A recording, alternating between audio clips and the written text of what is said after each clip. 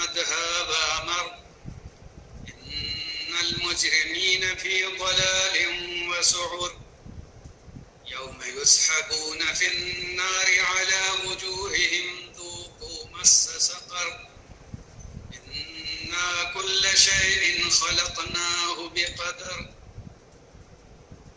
وما أمرنا إلا واحدة كلمح بالبصر سيهزم عن قریب شکست دی جائے گی الجمع یہ جماعت ویولون اور وہ بھاگیں گے الدبر پیٹ پھیر کر بل الساعۃ بلکہ قیامت موعدہم ان کے وعدے کا وقت ہے والساعۃ اور قیامت ادہا بڑی بھیانک ہے وَأَمر اور انتہائی یا نہایت تلخ ہے۔ اللہ تعالیٰ نے اس سے پہلے کی آیات میں قریش کا تذکرہ کیا تھا اور کہا تھا کہ یہ لوگ بھی دوسرے مجرموں کی طرح ہیں، تو اگر دوسرے مجرم ہلاک اور تباہ ہوئے ہیں تو یہ کیوں نہیں تباہ ہوں گے؟ کیا یہ اللہ کے پاس سے لکھوا کر آئے ہیں کہ ان کے لیے تباہی نہیں ہوگی؟ پھر اللہ تعالیٰ نے بتا دیا کہ یہ جماعت یعنی کفار مکہ عنقریب شکست کھائیں گے اور پیٹ پھیر کر بھاگیں گے۔ اس سے مراد غزوہ بدر ہے کہ جس میں کفار و مشرکین کو مارا گیا، قید کیا گیا اور جو بچے وہ بھاگ کھڑے ہوئے۔ اللہ تعالیٰ نے اسی کا تذکرہ کیا ہے۔ شیخ عبد الرحمن کیلانی صاحب نے لکھا ہے کہ غالباً یہ آیات اتری ہیں اس وقت جب حدیبیہ کا وقت قریب تھا اور اس کے بعد کے اوقات کہ مسلمانوں کے لیے مکہ میں جگہ تنگ ہو گئی اور انہیں حبشہ ہجرت کر کے جانا پڑ گیا تھا، تو اللہ تعالیٰ نے یہ بشارت سنائی تھی کہ گھبرانے اور پریشان ہونے کی ضرورت نہیں ہے مسلمانوں کو۔ یہ لوگ جو اپنے آپ کو آج طاقتور سمجھتے ہیں یہ ضرور شکست کھائیں گے اور پیٹ پھیر کر بھاگیں گے۔ تو غزوہ بدر میں یہ واقعہ پیش آیا کہ یہ لوگ مارے بھی گئے اور قید بھی کیے گئے اور پیٹ پھیر کر بھاگے بھی۔ پھر اللہ تعالیٰ نے قیامت کا تذکرہ کیا اور کہا کہ قیامت میں یہ لوگ حاضر ہوں گے تو یہ قیامت تو اور زیادہ تکلیف دہ ہے اور بڑی بھیانک ہے۔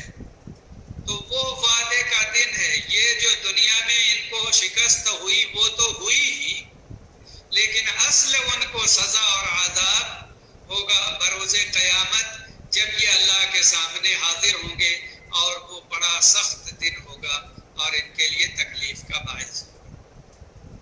تو اللہ تعالیٰ نے ذکر کیا کہ دنیا میں کبھی کسی قوم کو عذاب آ جاتا ہے اور کبھی نہیں آتا ان کے اوپر، لیکن آخرت کا عذاب یقینی ہے۔ تو ان کو شکست ہوئی اور دنیا میں یہ لوگ تکلیف اٹھائے اور مارے گئے، لیکن اصل عذاب اس سے نہیں بچیں گے، اور وہ آخرت کا عذاب ہے اور جہنم کافروں کا ہمیشگی کا ٹھکانہ ہے۔ ان المجرمین فی ضلال وسعر، مجرم لوگ ہوں گے گمراہی میں اور دیوانگی میں، یا بے شک مجرم لوگ ہیں گمراہی میں اور دیوانگی میں، یعنی یہ جتنے کفار و مشرکین ہیں اور منافقین ہیں سب کے سب مجرم ہیں۔ ان کو اللہ نے مجرم کہا ہے۔ ایک تو یہ گمراہی میں ہیں کہ اللہ نے جو راستہ دکھایا اس کو انہوں نے تسلیم نہیں کیا، ایمان نہیں لائے، اور دوسرے وہ اللہ نے کہا کہ دیوانگی پن ان کے اوپر سوار ہے کہ انہیں اللہ کی بات سمجھ میں نہیں آتی اور نبی صلی اللہ علیہ وسلم کو سچا مان کر بھی ان کی بات نہیں مانتے. تو اللہ تعالیٰ نے ذکر کیا یوم یسحبون فی النار علی وجوہہم، جس دن یہ گھسیٹے جائیں گے فی النار جہنم میں، علی وجوہہم اپنے چہروں کے بل، ذوقوا چکھو تم لوگ مس سقر، سقر یعنی جہنم کا عذاب یا تکلیف. تو ان سے کہا جائے گا کہ تم جہنم کا عذاب چکھو. ایک تو انہیں ان کے منہ کے بل گھسیٹ کر لے جایا جائے گا اور دوسرے ان کی تدلیل کی جائے گی اور کہا جائے گا کہ سقر کا عذاب چکھو. جہنم کے بہت سے نام ہیں اور ان کے بہت سے وادیاں ہیں اور انہی میں سے ایک وادی سقر بھی ہے. یا عمومی معنی سقر کا جہنم ہے کہ جہنم کا جو عذاب ہے اس سے وہ بچ نہیں پائیں گے. تمام لوگوں کے سامنے ان کو ذلیل بھی کیا جائے گا، انہیں ان کے منہ کے بل گھسیٹ کر لے جایا جائے گا. تو اللہ تعالیٰ نے اس کا تذکرہ کیا ہے کہ جو ابھی یہ پاگل پن دکھا رہے ہیں اور گمراہی کے راستے پر چل رہے ہیں تو جہنم ان کا دائمی اور یقینی ٹھکانہ ہو. اِنَّا كُلَّ شَيْءٍ خَلَقْنَاهُ بِقَدَرٍ، بے شک ہم نے کل شے ہر چیز کو خلقناہ پیدا کیا ہے اسے بے قدر ایک اندازے سے یا تقدیر سے. قدر کا معنی تقدیر یعنی اندازہ. چونکہ اللہ تعالیٰ نے ہر چیز کی تقدیر بنائی ہے، ہر چیز کے تعلق سے اپنے پاس لوح محفوظ میں اس نے لکھ دیا ہے اور ظاہر ہے کہ جب تک جو چیز پیش نہ آئے تب تک اس کا اندازہ ہی ہے. اور یہ اللہ تعالیٰ کا یقینی علم ہے اور اس کی قدرت ہے جس کی بنیاد پر اس نے ساری چیزیں لکھی ہوئی ہیں. یہ آسمان و زمین کے پیدا کرنے سے 50,000 سال پہلے اللہ تعالیٰ نے ساری چیزوں کی تقدیر لکھ دی تھی اور پھر قلم کی سیاہی خشک ہو گئی اور صحیفہ لپیٹ کر رکھ دیا گیا تھا. تو تقدیر پر ایمان ہمارے ایمان کا ایک حصہ ہے اور ہم جانتے ہیں کہ جو کچھ بھی اس کائنات میں پیش آتا ہے وہ سب اللہ کی بنائی ہوئی تقدیر کے ساتھ ہوتا ہے اور کوئی چیز اللہ کی تقدیر سے باہر نہیں. وَمَا أَمْرُنَا إِلَّا وَاحِدَةٌ كَلَمْحٍ بِالْبَصَرِ. وَمَا أَمْرُنَا اور نہیں ہے ہمارا حکم إِلَّا وَاحِدَةٌ مگر ایک ہی، یعنی ایک کلمہ ایک بات. كَلَمْحٍ بِالْبَصَرِ جیسے آنکھ کا جھپکنا یا پلک کا جھپکنا. تو پلک کے جھپکنے کی طرح ہماری ایک بات ہوتی ہے، ہم کہہ دیتے ہیں اور پھر وہ چیز ہو جاتی. اور دوسری جگہ کہا انما امرہ اذا اراد شیئا ان یقول له کن فیکن. اس کا معاملہ تو یہ ہے کہ جب وہ کسی چیز کا ارادہ کرتا ہے تو کہتا ہو جا اور وہ چیز ہو جاتی. تو یہ اللہ تعالیٰ کے احکام کے نفاذ میں دیر نہیں لگتی. اللہ تعالیٰ کی قدرت ایسی ہے کہ وہ پلک جھپکنے کے ساتھ کوئی آرڈر دے اور وہ چیز وجود میں آ جاتی ہے، یا کسی چیز کو ختم کرنا چاہے تو وہ ختم ہو جاتی ہے.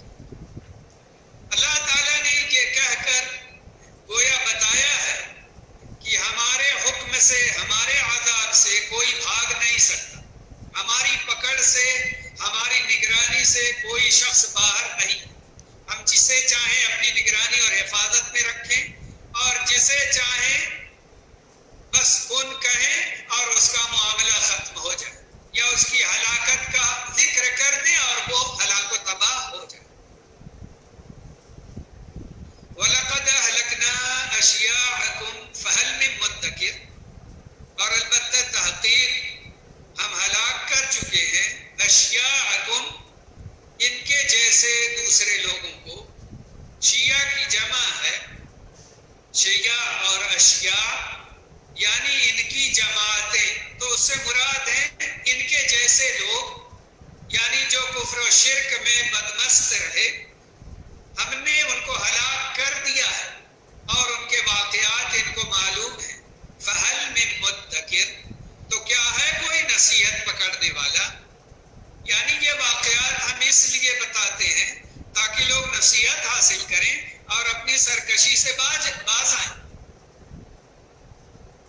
وَكُلَّ شَيْءٍ فَعَلُوهُ فِي الزُّبُرِ، اور ہر چیز فَعَلُوهُ جسے انہوں نے کیا ہے، فِي الزُّبُرِ صحیفوں میں ہے، یا تو لوح محفوظ میں ہے، یا یہ ہے کہ اعمال نامے میں سب کے ساری چیزیں لکھی ہوئی ہیں۔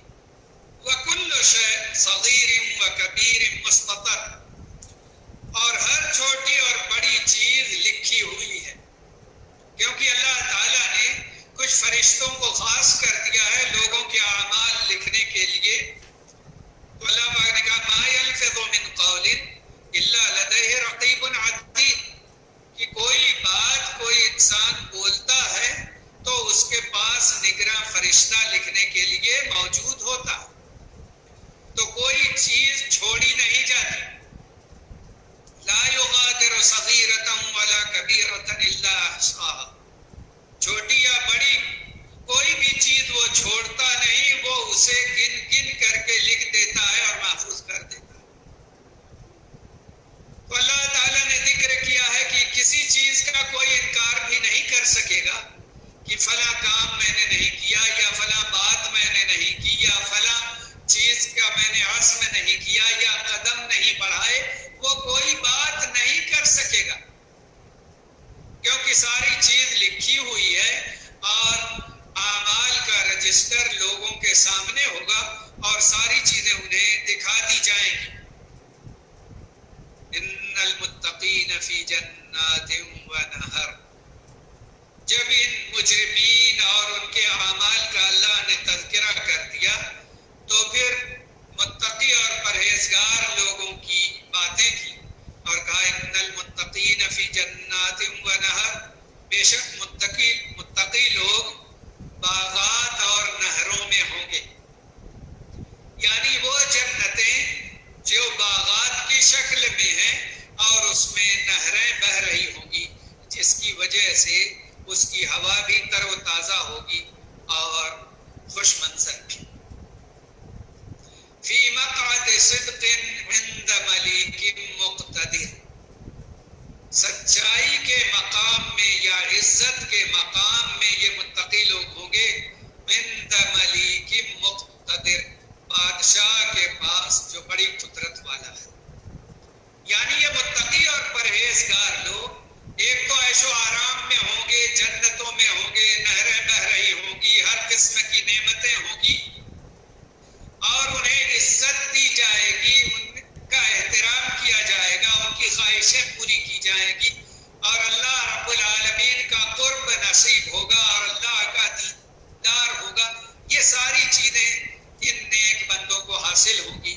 تو اللہ نے کہا وہ عزت کے مقام میں ہوں گے اس بادشاہ کے پاس جو قدرت والا ہے اور وہ اللہ رب العالمین ہے۔ اس کے ساتھ جب سورہ قمر ختم ہوئی تو اب ابتدا کی جاتی ہے سورہ رحمان سے۔ بسم اللہ الرحمن الرحیم، اللہ کے نام سے جو بڑا مہربان نہایت رحم کرنے والا ہے۔ الرحمن، رحمان، اس سورہ کا نام ہی اس سورہ کی پہلی آیت اور پہلے لفظ سے ہے۔ الرحمن یہ اللہ کے صفاتی نام میں سے ایک نام ہے۔ کہا الرحمن علم القرآن، رحمان علم القرآن، سکھایا اس نے قرآن، خلق الانسان، پیدا کیا اس نے انسان کو، علمہ البیان، سکھایا اسے بولنا۔ سورہ رحمان کے تعلق سے ہمارے ملکوں میں یہ بات بہت مشہور ہے کہ یہ عروس القرآن ہے، قرآن کی دلہن ہے، مگر کسی صحیح روایت میں اس کا بیان آیا ہوا نہیں۔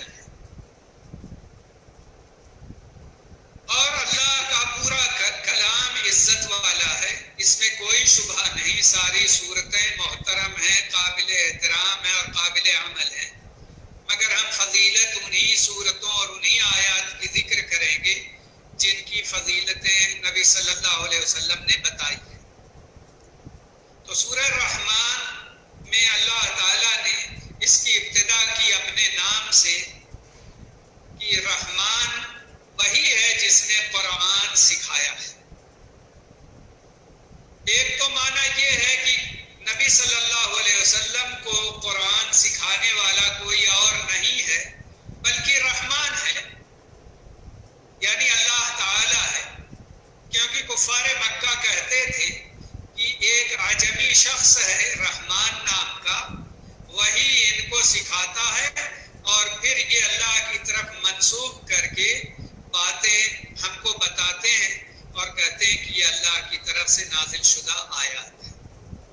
تو اللہ تعالیٰ نے ذکر کیا کہ یہ کوئی عجمی شخص نہیں بلکہ اللہ رب العالمین ہے جس کا نام رحمان ہے اور اس نے قرآن سکھایا ہے۔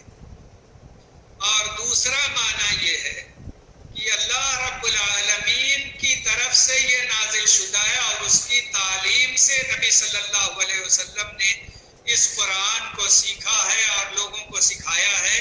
یہ کوئی من گھڑت کلام نہیں اور اپنی طرف سے بنائی ہوئی بات نہیں ہے۔ پھر کہا کہ قرآن کو اللہ نے سکھایا ہے اس لیے کہ اللہ کے نبی صلی اللہ علیہ وسلم پڑھے لکھے نہیں تھے، مدرسوں اور اسکول میں نہیں گئے ہوئے تھے، تو اللہ تعالیٰ نے آپ کے سینے کو کھول دیا تھا قرآن کے لیے، اور جو کچھ بھی سکھاتے تھے آپ اسے یاد کر لیتے تھے اور اس کے معانی اور مطالب کو اللہ تعالیٰ آپ کے دل میں پیوست کر دیتا تھا۔ تو اللہ تعالیٰ نے قرآن کو سکھایا، اس کے الفاظ کو بھی اور اس کے معانی کو بھی۔ خلق الانسان، اس نے پیدا کیا انسان کو، علمہ البیان، اسے سکھایا بولنا، کیونکہ جس نے پیدا کیا ہے اس کی یہ ذمہ داری ہے کہ وہ اپنا کلام اور اپنے احکامات بھیجے اور بندوں کو بتائے کہ تمہیں کیا کام کرنا ہے اور کن کاموں سے رکنا ہے۔ اور ہر قوم کا، ہر ملک کا یہ نظام ہوا کرتا ہے اور ہر بادشاہ اور حاکم کا یہ نظام ہوتا ہے کہ وہ کچھ قانون ہے جو اپنی رعایا کو بتاتا ہے کہ اس قانون اور نظام کے مطابق لوگوں کو عمل کرنا ہے اور زندگی گزارنی ہے۔ تو جو اللہ رب العالمین اس پوری کائنات کا اور تمام بادشاہوں کا مالک اور خالق ہے، وہ ضرور نظام بھیجے گا اور قانون بتائے گا تاکہ لوگ اس پر عمل کریں۔ تو اللہ نے اپنی اس ذمہ داری کے مطابق قرآن بھیج دیا اور پھر لوگوں کو اسے سکھا بھی دیا تاکہ لوگ اسے سمجھ کر اس پر عمل کریں اور اللہ کے احکام کی خلاف ورزی نہ کریں۔ اللہ نے کہا کہ اللہ نے لوگوں کو بولنا سکھایا ہے، قوت گویائی عطا کی ہے جس کی وجہ سے انسان اپنے مافی ضمیر کو ادا کر دیتا ہے اور دوسروں کے سامنے بول دیتا ہے۔ تو یہ زبان اپنے معاملات، اپنی باتیں، اپنے دل کی باتیں ذکر کرنے کا بہترین ذریعہ ہے۔ اسی کے ذریعے سے انسان خوش اخلاق بھی سمجھا جاتا ہے اور بد اخلاق بھی، اور اس کی گفتگو اس کے کردار کا پتہ دیتی ہے۔ تو اللہ تعالیٰ نے اس کو بولنا سکھا دیا، تو اسکول یہ نہیں بھی جاتا پھر بھی بولنے لگتا ہے۔ بچہ اپنی ماں کی گود میں اور اپنے والدین کے ساتھ رہ کر بغیر پڑھے لکھے اپنے مافی ضمیر کو ادا کرنا شروع کر دیتا ہے، اور گھر والے خوش ہوتے ہیں کہ دیکھو وہ بولنا شروع کر دیا۔ یہ اللہ کی قدرت اور اس کی شان ہے کہ وہ قوت گویائی عطا کرتا ہے، اور جسے یہ قوت گویائی نہیں دیتا وہ گونگا بن جاتا ہے۔ الشمس والقمر بحسبان، سورج اور چاند ایک حساب سے ہیں، یعنی ایک حساب سے چلتے ہیں، ان کا ایک نظام بنا دیا اور ان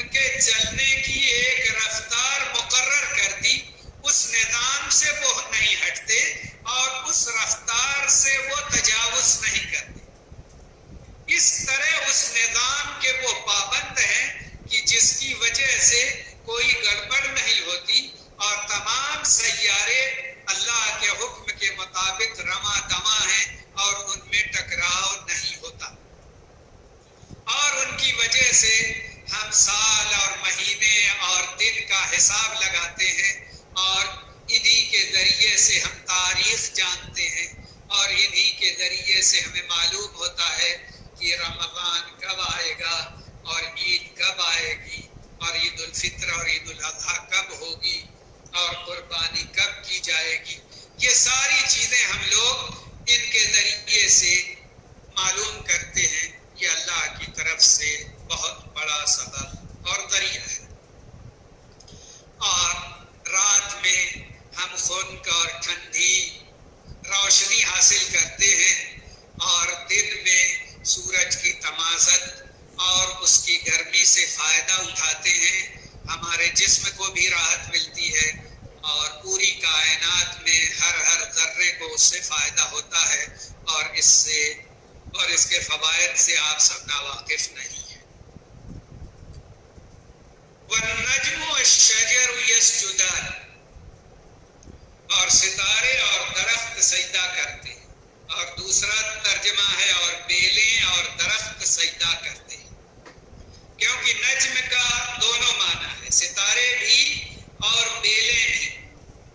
یعنی وہ پودے جن کے ڈنٹھل اور جن کی موٹی شاخیں یا تنے مضبوط نہیں ہوتے، پودے چھوٹے ہوتے ہیں یا یہ ہے کہ وہ زمین پر پھیلتی ہیں یا اس کے چھپر لگائے جاتے ہیں اور وہ اس کے اوپر چڑھ کر پھیلتی ہیں. ان کا تناور درخت نہیں ہوتا، جس کی وجہ سے بیلیں انہیں کہا جاتا ہے. تو کہا کہ بیلیں بھی سجدہ کرتی ہیں اور تناور درخت جو ہیں وہ بھی سجدہ کرتی ہیں. اور اللہ تعالیٰ نے سورج، چاند، ستارے ان سب کا تذکرہ کیا ہے قرآن میں اور کہا ہے کہ یہ سب کے سب اللہ کے آگے سجدہ کرتے ہیں.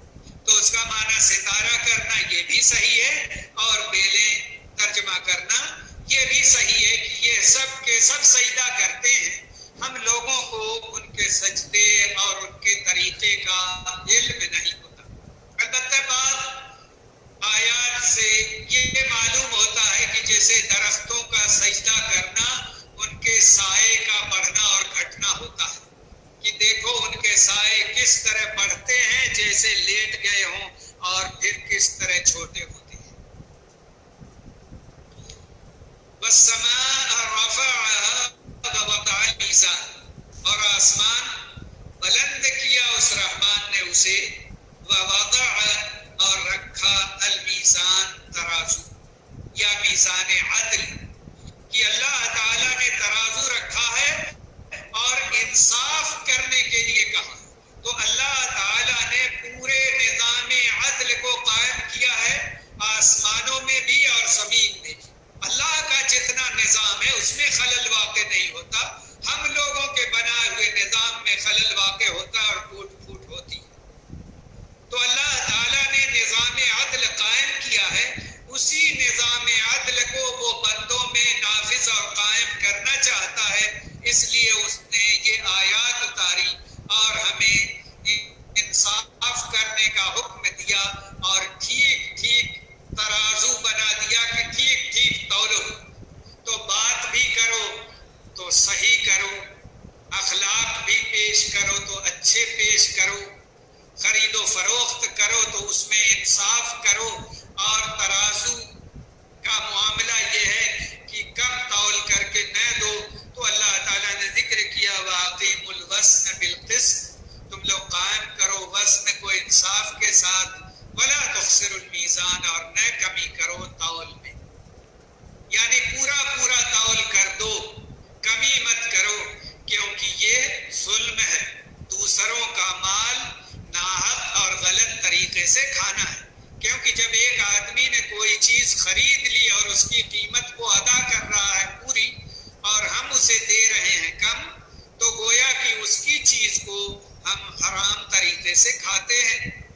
اس لیے اللہ نے کہا کہ تم لوگ تول میں کمی نہ کرو. وَالْأَرْضَ وَضَعَهَا لِلْأَنَامِ، اور زمین اس نے بنایا اسے لِلْأَنَامِ، مخلوق کے لیے، یعنی تمام مخلوقات کے لیے اللہ تعالیٰ نے یہ زمین بنا دی ہے کہ اس میں انسان بھی رہتے ہیں اور جنات بھی اور حیوانات بھی رہتے ہیں، اور چرندوں پرند بھی اور کیڑے مکوڑے بھی، اور اللہ کی مختلف مخلوقات جن بعض کو ہم جانتے ہیں اور بعض کو جانتے تک نہیں ہیں۔ یہ ساری مخلوقات اللہ تعالیٰ نے پیدا کی ہیں اور زمین ان سب کے لیے بنائی ہے۔ فیہا فاکہۃ والنخل ذات الاکمام، اس میں میوے ہیں اور کھجور کے درخت ہیں جو خوشوں والے ہیں، جس میں گچھے رہتے ہیں اور ان گچھوں اور خوشوں پر غلاف چڑھے ہوئے رہتے ہیں تاکہ ان کی حفاظت ہو سکے اور اس میں کوئی خرابی پیدا نہ ہو۔ تو دیکھیے کس حفاظت کے ساتھ اللہ تعالیٰ نے یہ ساری چیزیں بنائی ہیں۔ کھجور کے درخت میں جو پھل لگتا ہے وہ بھی میوہ ہی ہے، لیکن اس کا خاص طور سے تذکرہ کیا کیونکہ علماء کہتے ہیں کہ تمام پھلوں میں سب سے زیادہ غذائیت جس پھل میں ہوتی ہے وہ کھجور ہے، اس لیے اللہ تعالیٰ نے اس کا خاص طور سے تذکرہ کیا ہے۔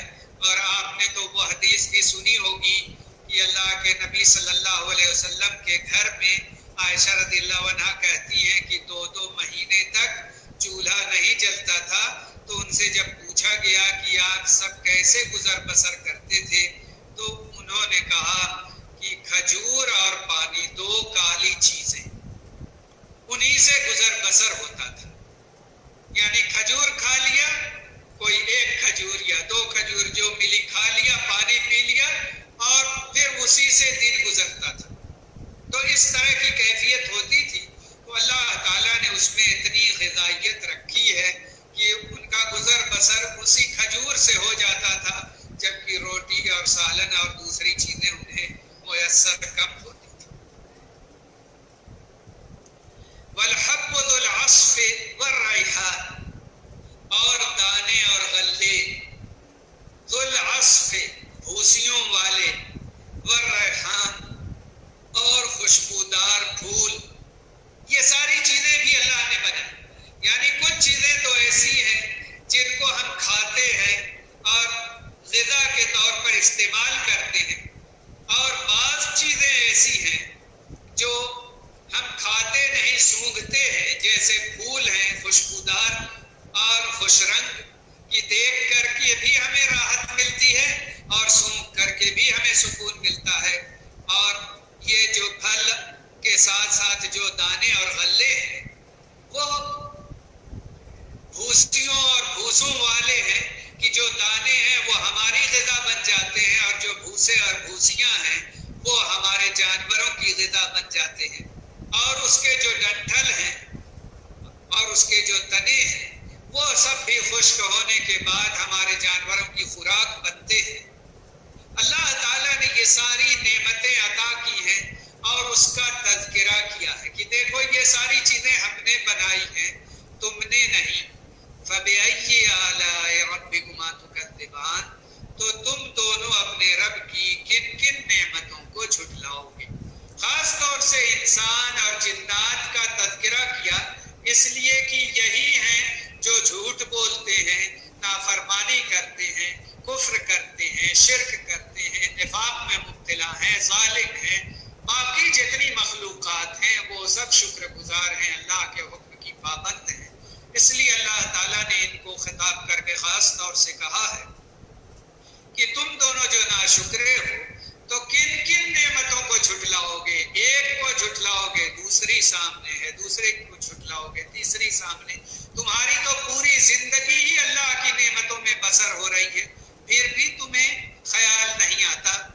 تمہیں کچھ سوچنا اور سمجھنا چاہیے اور ایمان لانا چاہیے اور شکر گزار بننا چاہیے۔ اللہ ہم سب کو بھی شکر گزار بنائے اور اعمال صالحہ کی توفیق دے۔ وصلی اللہ وسلم علی نبینا محمد وعلی آلہ وصحبہ وسلم۔